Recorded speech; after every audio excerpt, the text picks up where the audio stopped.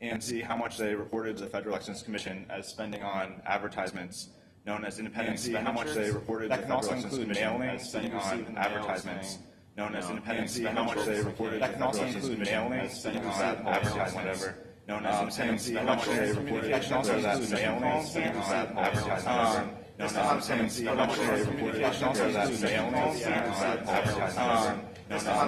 how much they reported to the Federal Elections Commission as spending on advertisements. McCain has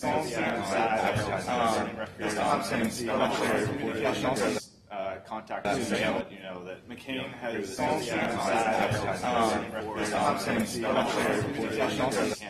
contacted to that's just some background I have to get out of this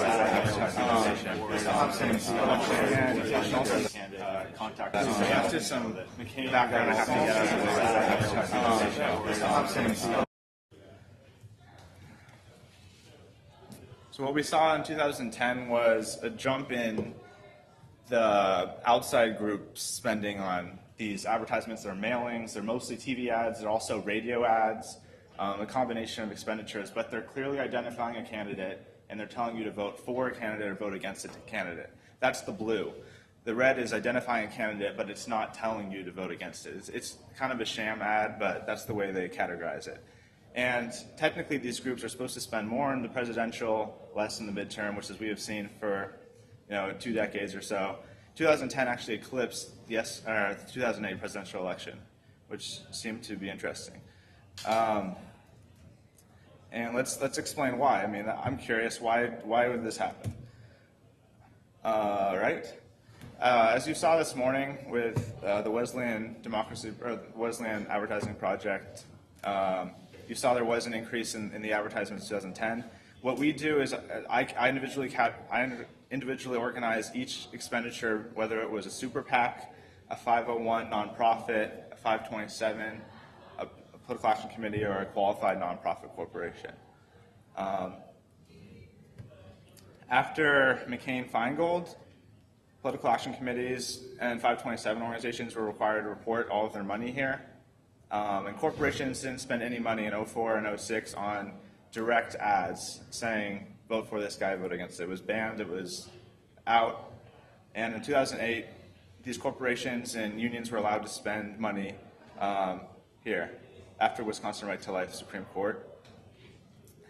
And then Citizens United happened, and it created the orange, which is the super PACs. These are these organizations that can receive unlimited amounts of money and can spend it only on these ads. And that's like American Crossroads, you might have been familiar with. There was a lot of other ones. And let me just show you. So these are the issue ads here that are, again, this electioneering communications.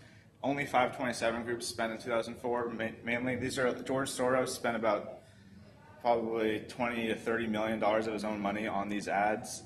And then countered with a guy named Bob Perry out of Texas. He runs Perry Homes.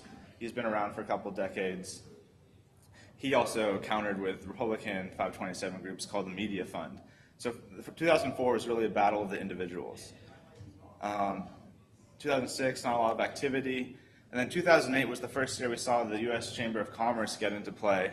They spent $16 million in 2008. And that's the purple, 501s. These are the 501c4, 501c5, C6. These are these groups that are not required to disclose their donors. As you can see in the previous elections after McCain-Feingold, everything was disclosed. We knew 95% of the donors behind these groups. So it wasn't really until 2008 when these nonprofits began making these issue ads. And then it continued in 2010. You see how the greens pretty much diminished now. The strategy has not really been to use these 527 groups that kind of came about after McCain-Feingold. Now the strategy has moved over to nonprofits. These are the independent expenditures. These are the ones that directly say vote for someone, vote against someone. The blue are these political action committees. They've been around for decades. You can see their spending there. And look at all the new colors you see in 2010. These are all new groups allowed to spend money now because of Citizens United. And that's really why 2010 was more than 2008. You have the green, which is the super PAC, this new committee formed by all these groups. That was about 50-50 Democrat, Republican. Both groups really utilize the super PAC to their advantage. Then the nonprofits also, this is brand new, they now can make independent expenditures for the first time. This is what the whole court case was about. Can corporations use their funds to directly advocate and make these ads against a candidate? That's all the purple you're seeing. And the orange is a variety of other things I'll go into later. So this shows what percentage of the ads are disclosed. When you see a message, it's important to know who's behind them. It makes a difference if it's a pharmaceutical company telling you how to vote on healthcare, or if it's a nonprofit group or a group of citizens. Everything matters on who's has a financial interest in the advertisement. 2004 and 2006, we saw in the 90s all these groups reporting their donors. Then we saw it slip to about 60-30 in 2008 because of, again, if you go back, you see in 2008 the purple here. This is the Chamber of Commerce and other nonprofit groups. That really hurt us. And then in 2010, it's almost half of the ad. So now, if you look at an ad, there's a 50% chance that we know who's paying for that ad. And that's what the future is looking like. That's what 2012 is looking like. I'm guessing, like I said, you can see the strategy heavily. I'll go back. You're seeing these nonprofit groups going from 0 to 78 million to 134 million. And these are the groups that aren't disclosing their donors. So if you're an individual who have millions of dollars, who are you going to give to? You're going to give to a nonprofit that you do not have to disclose your donors. You can protect your identity. Same with corporations. And that seems to be the strategy of the future. Again, you see 0, 0, 0, 2 million, 0, 0, 0, 2010, 65 million, 0, 0, 0, 2010, 61 million. And that's the trend that we're seeing. So corporate donations was a big question. I've heard in the press and a lot of groups saying this unleashed a whirlpool of donations from the corporations. But I always question that, because how do you know that? The groups that are disclosing their donors, that are reporting these corporations, are mainly the super PACs that can accept these unlimited amounts of donations. We added up all of the corporations that donated to these super PACs that disclosed that they were corporations, and it was 15.3 million. That really isn't a big figure. If you think that a corporation like, Walmart, Coca-Cola, McDonald's, anyone can just can put millions of dollars in their ads, it's only 15 million overall. And those corporations were usually like TRT Holdings, based out of Texas. It's a guy named Rollings. He gives millions of dollars to the Republican Party anyway, so now he can just use his company to make millions of dollars as well. So it's not like these new companies like Walmart, Target, they're not really going into politics. It's the same existing characters that we saw for the last 2 decades, just now using their general treasuries. But the purple is I think where people are getting scared. That is the nonprofit groups. They're not, American Action Network is formed by former Senator Norm Coleman. He's spent 26 million, didn't report a dime of who that's coming from. You have Chamber of Commerce spending 32 million. We don't know who funds them. We have Crossroads GPS, Carl Rose and Ed Gillespie's group. We don't know a dime what came from the Crossroads GPS group. And that's what the purple is. So yes, technically, possibly, this could be corporate donations. It could be individual donations. We don't know. It's speculation. And that bothered, for the transparency advocates and our organization, we really would like to know who are these groups. And there's liberal groups too. I'm sure you've seen in the news recently, liberal groups are starting to form their own 501 nonprofit groups and super PACs to battle this Republican tidal wave. And I like to talk about unions. They benefited too. Unions are officially against Citizens United. I've talked to AFSCME and SEIU and gotten their opinion on it. They say, yes, we're definitely against it. But I have to say, AFSCME used their general treasury for the first time to make an ad. They spent 7.9 million, almost 8 million, out of their union dues. So these are people that are paying their dues for protests. This is just their general treasury. This isn't supposed to be used for political activity, for direct advertisements that you see in the mailings. But now, in 2010, Citizens United allowed them to use these people's dues. Previously, they had to use a little check mark on your contribution. The union members would say, yes, I'll donate $3 or $5 out of my paycheck to do a segregated bank account to use for the political action committee. Don't touch my union dues. Now they can use the union dues, and we calculated about 10 million, 11 million was used for that, and a few other things. So unions definitely are benefiting, but as the AFSCME guy told to me, corporations are also, they have a lot bigger treasury than unions. This is a study I did. I calculated all of the union money that is accounted for liberal groups. So you're looking at liberal organizations, and I'm wondering, how much is union money accounting for liberal groups? 2004, 20 out of 100, 120. That money was really coming from individuals. Soros, I told you, spent 20, 30 million of his own money. There are Thomas Gill, an advocate for gay rights, also spent several million. So that was what we saw in 2004. As you keep going down, you see 2010. I think it accounts for 62% now of liberal money is actually coming from union money. So union money is definitely important when you're looking at this. Yeah. I'm sorry to interrupt, but can I ask you a question about the union money? Yeah. That's still, for lack of a better term, more disclosed than some of the money that's being funneled through Exactly. the nonprofits. Yes. So we at least know, Definitely. it's an AFSCME ad, right? They're not using the nonprofits. Correct. If you look at liberal groups and conservative groups, looking at disclosure, liberal groups are probably disclosing 90%. Unions have to disclose everything. And even if it's not being reported to the FEC, you can go to the Department of Labor, download their LM2 reports, and see everything you can see, 30 cents gave to some guy for something incredibly small. The one thing, though, it's particularly with the corporation donations for the unlicensed ones, that would still come out, though, in their quarterly profit and reports, I would think, right? Like the fact that they donated money taking away from profits from a corporation, correct? I'm not familiar with the corporate reports. I don't know if we'd be able to take out how much is used on political expenditures. They might have a charity section, something like that, or I don't know how we would break that out. But that's good to look into. Yeah, feel free to interject. You guys have some questions as I go along.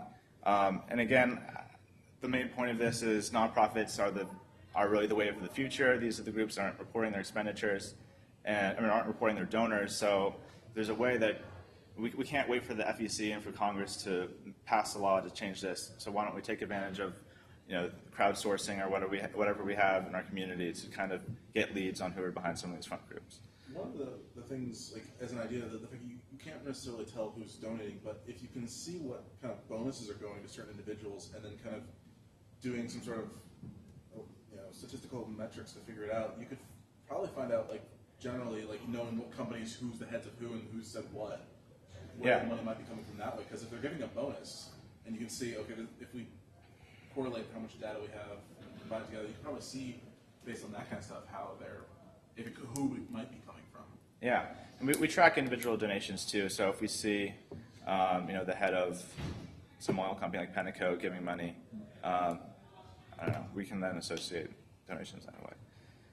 So these are two differences that you guys might find interesting. It's looking at conservative outside spending and their strategy, then with liberal outside spending and their strategies in terms of how they're spending their money. So let's start with 2004. You get the PAC and you get the 527 organizations. Same with liberal groups. The liberal groups did spend a lot more. And then 2006, same idea. 2008, we saw red. Red is undisclosed, it's nonprofits, conservative groups spending that. Then you see mostly blue, 527s, and a little bit of red started showing up in 2008. And then you go to 2010. This is conservative groups. Their strategy is nonprofits and also super PACs. Really little of anything else, 23 million using their political action committees. Look at liberal groups, just kind of a mix all around the board, still using super PACs about equally as much as conservative groups. This is another statistic I put together, just showing you that one person told me, if you look at spending in election races, this is what it's like now. You have the outside groups in the driver's seat, you have the party committees in the passenger seat, and you have the candidate committees in the back seat. If you're looking at these races in Alaska or in Colorado with Bennett, you have the candidate himself spending maybe 10 million. Then you have these outside groups spending 15 million. And you have the party committees spending 5 to 7 million on these races. So for the first time, I say in at least 2 decades, although that's preliminary, at least in the last decade. Well, actually in the last 6 years. Would the Whitman election be an outlier, is what I'm guessing for that? I think that was governor, right? Yeah, that's for governorship. Yeah, this is federal races, I guess. Federal? Okay. Yeah, federal campaigns. So we saw non-party committees outspending party committees for the first time, and by quite a lot. And I'm not sure what that means for democracy, but that's for you guys to take in mind. And again, if you're looking at the groups that are not disclosing their donors, conservatives make up 113 million of that, liberals 20 million of that. You look at all non-party committees outside spending, conservatives almost 200, liberals about 100. And then again, super PACs are pretty much on par. And that's pretty much the overview of Citizens United. You can see, again, corporation donations, we don't really know. We've tallied at 15 million. And again, there's all this conservative, undisclosed donations. So how much is that corporations? We don't know. So I'd like to get your feedback on your opinions on Citizens United, and namely, non-disclosing groups. How can we tell who are behind this list? Because I suspect that 2012 is going to bring a lot more money from these 501c groups. What about the recent drop of documents, the entire archive from the U.S. Chamber of Commerce from Anonymous? I don't know if you guys can touch that at all. Yeah, I know there have been some leaks. Like we heard Pharma gave $75 million to the chamber. That broke out a couple months ago. But the chamber is interesting because they spend so much money on lobbying anyway. Just because they're getting $80 million from Pharma doesn't mean they're using that on the advertisements that we're even looking at. The recent release from Anonymous was a 1.2 gigabyte file. Okay. And what you're describing was all publicly accessible information? No, it wasn't. It was emails and other things like that and other documents they were able to get. So it's a huge, giant internal leak. You should post a link on the wiki. Okay. Yeah, we're thinking about maybe opening up some sort of crowdsourcing strategy, providing a link in a section on our website to have citizens that hear anything on the news. We're a small staff. We have 12 people. We're all extremely busy. We don't have time to be searching the news. And really, because I'm coding 50% of my time. I'm trying to go through these committees on the FEC website, and we don't have time to really use the resources. So has anyone done a successful crowdsourcing project or use the public to their advantage? We tried crowdsourcing on advertisements, people that saw ads in their district to just send us an email and say, hey, we saw this ad, this is who we paid for it. We came up with some errors with, some ads didn't really happen, so we have credibility issues in that. And we had some reporters saying this didn't happen. I called their headquarters. So, but searching for news is good. I don't know if there's any ideas because, as you can see, nonprofits really are taking advantage of this. Yeah. So do you happen to know, is there any bills moving through Congress at all right now to try and sort of patch part of this hole here? Yeah. Not disclose their donors? There was the Disclose Act. I'm not sure the specifics of that. It might have talked about contractors and their disclosing their donations to groups that are making these ads. That didn't get passed. And Obama, had an executive order draft to make contractors release their donations, and that would help a little bit. But there's been some debate about the legality of that, and there's been a lot of opposition from Republicans. But yeah, I mean. Court said that it's within. Congress had the power to enforce disclosure, but I think it's not really in the interest of either side, unfortunately, which is part of the reason. Yeah, it was hard enough to get the thing passed in the first place, but I was just wondering. Yeah, I think it was interesting when Citizens United was passed. One of the justices was saying, let all the money be spent, something like that. As long as there's going to be disclosure, as long as we know who's going to be spending it, it's okay. And I don't know if I don't know if they realized the consequence of this 140 million of undisclosed donations as a result of their decision. But transparency is I important. think, though, the interesting thing to remember, and we're guilty of doing this sometimes too, but is it really a Citizens United effect, right? Because it was really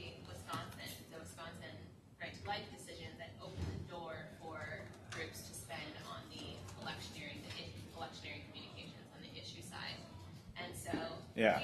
Even if we hadn't had the Citizens United, I think this cycle we still would have seen an unbelievable increase. It wouldn't have been obviously in the super PACs because those are now really available. Right. That purple bar would have just exploded. Right. So is it a Citizens United effect? Not really sure. I think it actually goes back Uh-huh. a couple of years. Right. I mean, yeah, it goes back to 2008. The purple here was when Wisconsin Right to Life allowed corporations and unions to use their treasuries to pay for these issue ads. And yeah, that went from 0 to 78 million in one cycle. Definitely would have seen an increase in 2010. But then if you break it down by independent expenditures, this is the new thing here. So But you notice, and we find this in our data too, and I think it's really interesting that the 501s are still using the electioneering communication. even though they don't have to. Even though they don't Yeah. have to, which I find really fascinating. But it's also interesting that it's not just interest groups doing that. If you look at parties, they also split between the two, which suggests to me that the players don't necessarily believe that one or the other is more effective. Yeah. I noticed that the chamber hasn't spent one dime on independent expenditures, and I think I wrote them an email and haven't heard why they did that. Yeah, I mean, maybe not being so direct, saying vote against this guy is, maybe it's more effective just to kind of set up the whole debate about coal energy or about something else rather than. For campaigns. Yeah. The other thing that is interesting is all this money is being reported within 60 days of the election. If this money was, so people are running ads, like a lot of these groups have these massive $1 million campaigns starting in January, February, even right now, setting up the tone, setting up the debate. So when the 2012 elections come around, citizens make up their mind about how to vote. This is already in their head, happening for 2 years already, and it's not being reported to FEC. The FEC has a regulation within 60 days it has to be reported because they consider that focus really on the election. So there is more money that we don't know out there. Yeah. I'd like to go back to your point on crowdsourcing here, kind of Sure. help out with both things. In our research, we've been trying to build and use tools and ideas to kind of help build these social machines to Cool. solve and help come up with solutions to very interconnected and interesting problems. It's such an interesting space of playing around with that. Our biggest thing we've been noticing is trying to get the motivation. You can build the best app in the world, but if no one bothers ever using it or no one cares about what's behind there, you'll never get far. No one's ever going to play with it. Exactly. You put a giant playground that no one does. So that's kind of our biggest thing is just trying to research what are the mechanisms, what are the tools and the different features that will help bring out that natural motivation that we see in other very successful projects like that. At the same time, we noticed this interesting trend of kind of combining this social and computer element together. By leveraging the best of what computers can do, what people can do, you can find interesting solutions that neither one could have done by themselves. So I've been very fascinated. Yeah. What's your group? The Tellus World Constellation. We're a research group out of New York. You said one more time. Sorry. The Tetherless World Okay. Constellation. You find us at tw.rpi.edu. So my personal work is in studying motivation and incentive structures inside of virtual communities, and how do you get them motivated to do things and solve problems and build these social machines. Yeah.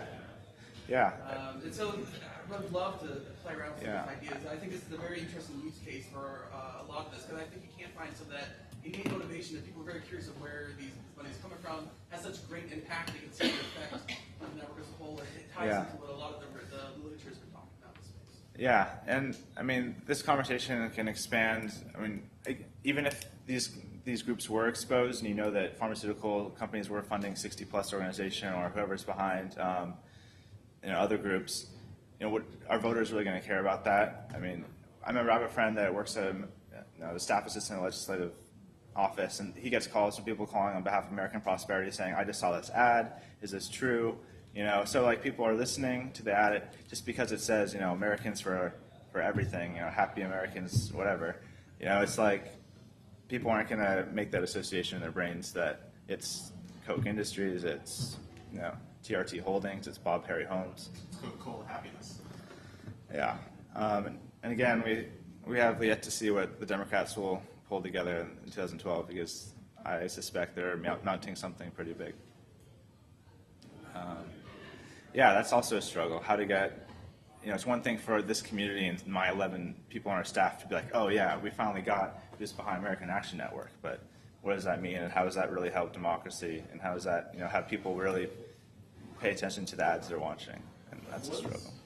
What is the center's view on kind of banning outright any of this and just going to a straight public paid elections? We don't really have a view on that. The only thing we advocate is for transparency, but yeah. Do you think there's any possibility of like anything like that happening, or Public financing? it's like exactly like how they do it like in the UK or something like that? Yeah, I mean, I know Democracy 21 with Fred Wertheimer, he's a big advocate of that, and there's a lot of groups doing that. I don't think that's our goal at this point. We're in transparency. Yeah. Does anyone have any questions on Citizens United or? Yeah. I'm just wondering, is this data that you're mining not useful to people like reporters that you can share with reporters and stuff? Yeah. So make the correlation between Americans for Citizens, whatever it is, versus actually funding this ad campaign. Yeah, I mean, what's our relationship with the journalism community? Yeah, we have a good relationship. We get cited daily, and that's another effort we have to do, is reaching out to these reporters and making sure that they are reporting on the groups aren't disclosing. I think we have gotten a lot of press. I mean, in the New York Times and Bloomberg and Wall Street Journal, they have, we've seen feature articles on their websites exposing this, but again, I don't know if that's really reaching the moms and the dads at home watching the ads, but yeah.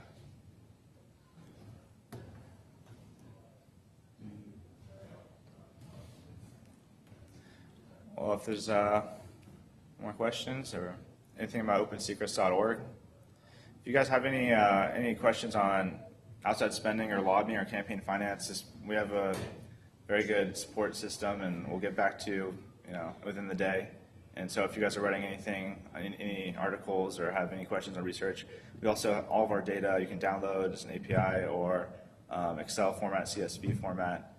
We're very open with our data, and you can just set up an account at opensecrets.org and download all of our data at the Action Center. We have developer tools. You can buy you can buy custom data too if you'd like. What's that mean to buy custom data?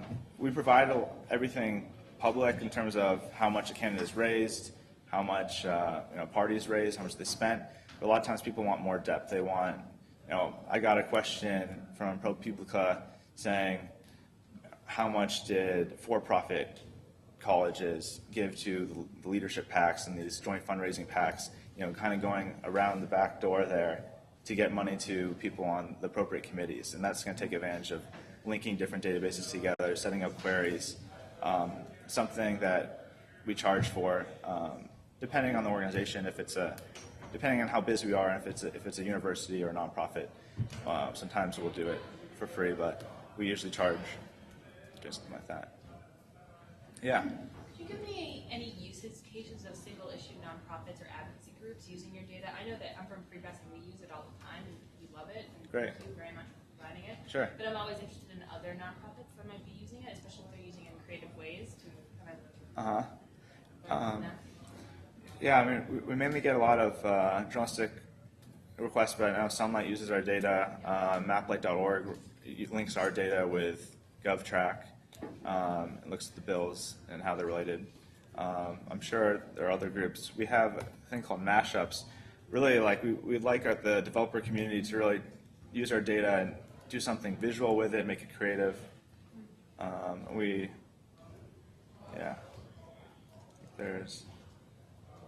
So that people did, NASCAR style logos on politicians. Stuff on Wisconsin. Yeah. We don't really have the tools to do a lot of this stuff. Oh, we're on there. Awesome. Yeah. Anyone have any comments on opensecrets.org and how we can make it more effective for our viewers? Are there any licenses and stuff on the data you collected and stuff you're doing with that? So say if I took a raw dump of your data and wanted to convert it to your format to link to other data sets, would that be fine? Or? Sorry, say that again? are there any rights or licenses on the data you provide? If I wanted to convert it in. Yeah, you can't use our data for commercial profit. You can't, you can use it for research terms. You can quote us in your articles. You can't just take our data and then say, hey, do you want to know how much this congressman has raised? Give us $20 and we'll let you know, stuff like that. But yeah, I think we have Creative Commons license. But yeah, if there are any more questions, then you guys can feel free to come up and talk to me about our website and any other questions you have. Thanks for coming.